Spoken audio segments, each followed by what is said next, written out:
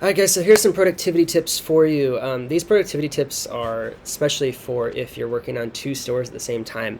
Okay, a lot of people just getting into this game, you want to scale like crazy, so you're thinking 1, 2, 3 stores at the same time, that kind of stuff. Just understand that having more than one store at the same time can be quite time consuming. With that said, you can do it. You just have to make sure that you have things well organized and that you don't make some simple mistakes that I'm going to go over here so that you can try to avoid those. Okay, number one, keep everything really well organized in spreadsheets. I keep a separate spreadsheet for each store and each website that I have, whether it goes for dropship stores, affiliate sites. I have a spreadsheet for Kindle books, separate spreadsheets. Okay, that's really good.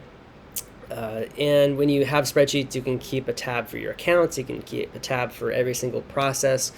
And one of the main reasons I keep spreadsheets is because I can have a way for my freelancers to go through and actually fill in the blanks to get steps done. And with my course, what I do is I provide those templates, the same exact templates I use, to the members, and I show you how to use them. So that's why I use spreadsheets, is because it keeps things organized. Spreadsheets is also, like Google Sheets, for instance, is what I use. Google Sheets is free. It's accessible through the internet, through Google. So you just need a Google account, a free Gmail account, or you can use, a G Suite account if you want to set that up for your business. But Google Sheets is great, and it's simple and it's quick. And the great thing about Google Sheets is that it automatically updates as you're updating it, so it automatically saves it. You won't forget to save it, and then it won't save it, and your computer crashes or something. You lose all your work, right? It saves as you go, which is really cool. Okay, Google Sheets is also really simple to use. It's basically a software program to create software programs. So think of it as a way for you to have a software program for almost anything. You can use it for accounting, you can use it for organization, you can use it for processes, systems. You can use it for having an online course for your assistants or whatever. I mean, you can use it for any kind of thing for organization. Okay, so use Sheets, get used to spreadsheets, learn how to use spreadsheets if you don't know how to. I learned how to use Excel in a Udemy course that was free and also through YouTube a long time ago, and I learned just some really simple equations that really help you, especially with accounting. If you just learn the sum of equation, you can learn how to do equal sum and then hyphen, and anyways, just go to YouTube and search Excel training or something like that, free Excel training. Go to Udemy and buy a course. Learn how to use Microsoft Excel. Trust me, it's going to be worth it. You're going to use it in all facets of your business. It'll save you a lot of money. You don't have to pay for software, other types of expensive software. You can use it for all sorts of things. Okay. The other thing I like to do alongside that is to keep a really well organized Gmail inbox by using labels and filters. Okay, so when you get emails coming in all the time, they might come from different places. Some are from suppliers, some are from customers, some are from partners, influencers, whatever. You want to be able to organize all of those into labels, which are going to create a sidebar full of labels for you can look back on. And then you can create filters in Gmail that automatically add the labels to those emails. And some emails you really don't need, and so you can just automatically have it skip the inbox and archive it, which is really cool. And some emails you do, so you want to make sure it's important or starred as soon as it comes in. Okay, so keep an organized Gmail inbox as well. And one of the best things you can do is just archive an email when it's finished. Okay, have a system so that you star something when you get it in when it's a big deal, when it needs to be taken care of. You can't and then you unstar it when it's taken care of, and you archive it and you label it and put it under that filter. So if you have a system in place for dealing with Gmail, you can go really smoothly, and Gmail can basically be your entire CRM system. And CRM stands for customer relationship management, if you don't know. Okay, so keep things neatly organized in your business and your personal life. This thing goes as well, especially for personal finance. If you keep a budget on a regular basis, you know how much you're making, you know how much you're spending, you know how much you have to spend, you'll have a lot less stress in your life, okay? If you don't have a budget, you don't know how much money you're making, don't know how much you're spending, more likely or not, you're going to go into debt. You're just going to be stressed out. Okay, business is all about numbers. You've got to know your numbers. You got to know how much money you're making, how much money you're spending. You also got to know your numbers, like your traffic, your conversion rate, your all these different numbers you'll get from Google Ads, Google Analytics, Shopify Analytics, things like that. Okay. All right, number 2. Especially when you're doing multiple stores at the same time with Shopify, with apps, things like that, things can get mixed up. So just really try to make sure you don't mix up accounts when you're setting them up and running them and stuff like that. Because sometimes if you do that, they'll get linked to the wrong store. There's so many different accounts you have to set up to make one of these businesses really good and profitable and cash flowing. And so make sure that you keep things separate What I usually like to do is use incognito browsers in Chrome to make sure that Chrome does not think that I'm in one store or another. So I'll have one store open in an incognito browser and a separate one in another incognito browser, and that way those accounts that are open in those browsers aren't going to be linked to each other at all. Okay, so it's a really good way to keep things separated. And speaking of separation, going back to the finance stuff, keep your finances separate. Okay, so don't use personal cards for business. Don't use business cards for personal. And if you start making a lot of money, it's a really good idea to hire a bookkeeper, and definitely a good idea to hire an accountant at least to do your taxes at the end of the year. Okay, because when it comes to bookkeeping and taxes, it's really difficult and a pain in the butt to do it all yourself. You can do it yourself. I did that for many years, but eventually I realized how much of a pain in the butt it is, how much stress it caused me, and also how much time it took, and that I realized my time is much better spent in other places. So now I pay for a full-time bookkeeping service, and I also have my taxes done. Okay. So number 3, run split tests on one store. Okay, and if that works, then you can apply it to your other stores. Don't run split tests on multiple stores at the same time. Generally speaking, target markets are going to be different, yes, but more likely than not, one split test on one store is probably going to have a similar effect on another one. Okay, when it comes to like colors or placement, sizing, things like that, little website features, user experience stuff, run a bunch of split tests on one, and then you can apply it all to another store, and I almost can guarantee that that's going to increase your conversion rate on the other store, just like it did your first one. Okay, split tests are something I do all the time. Sometimes they work out, sometimes they don't. It's just one of those things, and when we find something that works, we just tend to stick with it. I don't try to change things too much, because when I try to change things, oftentimes things get broken. But split tests are really important, especially in the beginning when you're trying to figure out what works best for your target market. Okay, because every target market's different, especially if there's like a big age difference, or if there's a big gender, completely different gender, or just whatever. The branding, the messaging can all have a big impact on that. Okay. Let's see here. Number 5, every site you build needs to become an authority site if it's going to be profitable long term. Okay, keep this in mind. And what I mean by authority is that you have a lot of content on your website.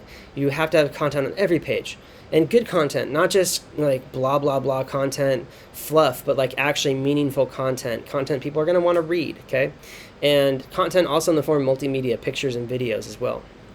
But content is going to make you more professional and more of an authority in the eye of your customer. Every single website needs that. You can't really start a website and be highly profitable long term without content. Just running ads to a website that has copied content. It might work, here and there, but it's just not going to work long term. And you're definitely not going to get much free traffic doing things that way either.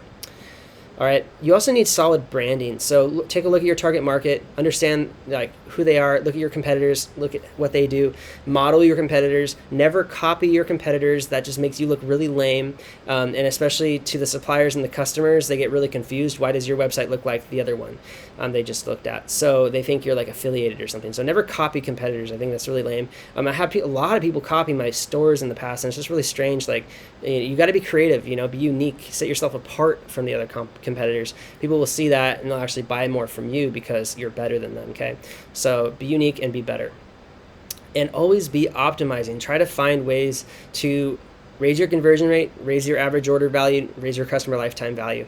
There's lots of ways to do this, and you definitely need to think about that constantly. Okay. All right, number 6. This is a really good one too. Keep all your passwords stored in Lastpass or a similar tool, so it's easy to log into any account at any time. Lastpass is really nice. It comes with a Google Chrome extension, and you can store all of your logins in a secure place. And when you go to that login screen, it'll automatically pop up a little button. You just press it, and sometimes it even pre-fills your info right there, and you just log in. So you don't have to remember passwords, and you don't have to go back to your spreadsheet all the time to get passwords. Sometimes you still do, because some accounts are really funky, but for the most part, 95% of the accounts will be then taken care of for you. And if you change it and update your password, a little pop-up thing will say update LastPass. So LastPass is really cool. LASTPASS. Go check that out. Next one is use Google Chrome extensions to make your life easier. So LastPass, they have a Google Chrome extension. There's a lot more Google Chrome extensions as well. I've got a lot on my Google Chrome browser. I use Google Chrome, by the way. There's an extension for color picking, Grammarly, which is a grammar checking tool, TubeBuddy for YouTube, one called Go Full Page, which is one where you can take a screenshot of any full page of a website. I have a Chrome extension for Ad Block, which is really nice. Momentum is just a thing for your screensaver. I just talked about LastPass. Loom, Loom, is for recording videos, which is really neat. SEO extensions, which is a tool for KW Finder, which is nice to have. Image downloader, friend filter for Facebook, Koala Inspector. It's a way to inspect Shopify sites. Keywords Everywhere is really cool, obviously. If you don't know about that, definitely get that. KD Spies for Kindle. Privacy VPN. They have a Chrome extension, makes it really easy to get into it. Anyway, so there's a lot of different Chrome extensions that you should use and definitely are going to help your productivity. The next thing is use bookmarks, okay? Bookmarks with your browser make it really easy to get quick access to links when you need them. All your links for Shopify, your spreadsheet, your store, your ad account, your analytics, everything. You don't need to dig into your spreadsheet, get the link, copy and paste to your browser. You just click it right there. I bookmark everything and I make it into really short one-letter things. I can tell by the icon and the letter what exactly it is, and I just can click it, open it, boom, there. So that really helps with productivity. All right, guys, one more here. Always be outsourcing. This is the hardest one, but it is the most important one. Outsourcing is the only way you're going to free up your time as you move forward with your business. Okay, business can consume your entire life if you do not outsource your work.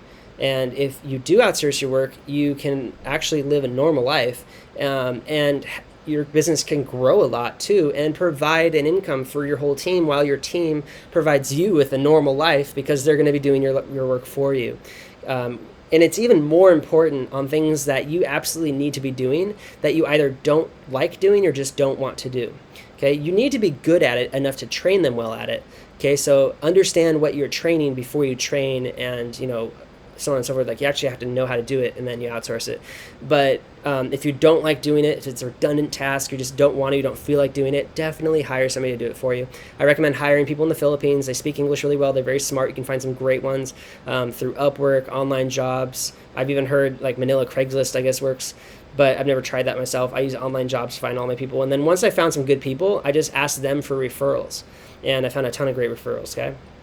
So always be outsourcing by creating training first to do the things that are redundant for your business. You'll grow your business a lot in the long term. Yes, you're going to be paying people, but that's going to actually allow you to live a normal life. You'll actually be able to go on vacation, even completely get off Wi-Fi for weeks at a time, and they'll still be running your business for you. But you need to keep tabs on your business and make sure that you have all your bases covered and you have your training good enough. And, people are people. They get sick sometimes. They make mistakes. So just be a good person, be a good manager, be a leader in your business. Okay, take responsibility for things that happen. If your VA makes a mistake, for instance, don't get mad at them about it. Take responsibility. Say, okay, maybe I didn't train you well enough.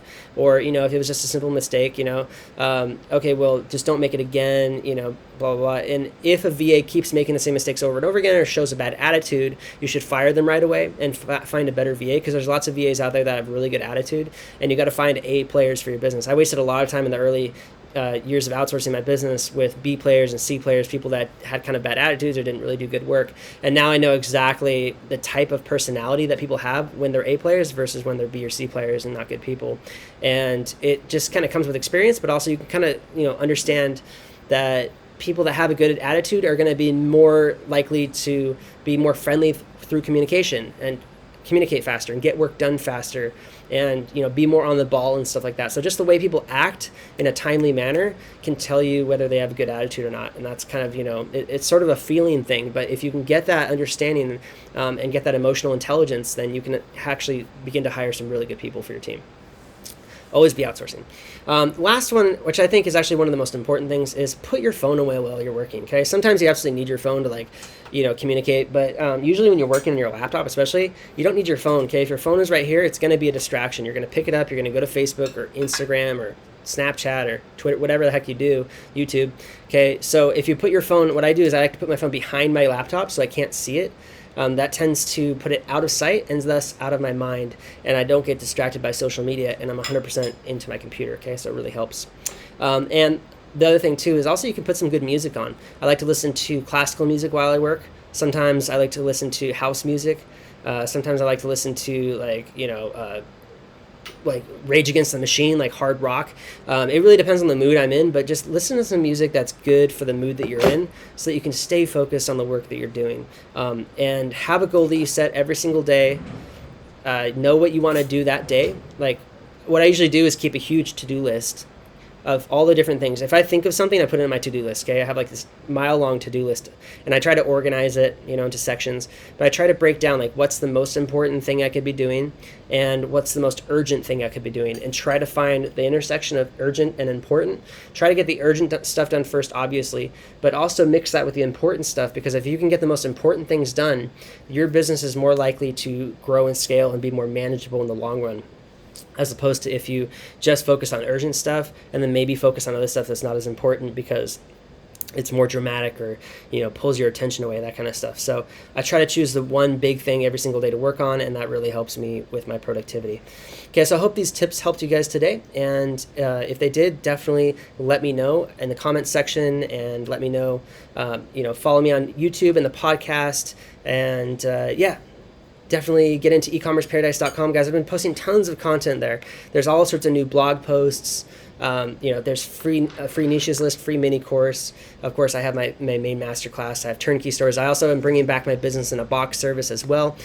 So if you guys want help building a business, you can go to ecommerceparadise.com and get all the information there, or write me a message and let me know. Okay. Thanks so much. And let me do a quick check of the comment section here.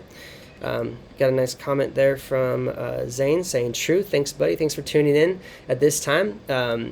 And yeah, guys, if you guys are interested, join my Facebook group, just facebook.com/groups/ecommerce paradise. I believe that's what it is. Or just go to ecommerceparadise.com/group. That'll take you there too. That's the free group. And if you join my masterclass, you'll get access to the members only group as well. Okay. Thanks so much for tuning in, and I'll see you in the next one.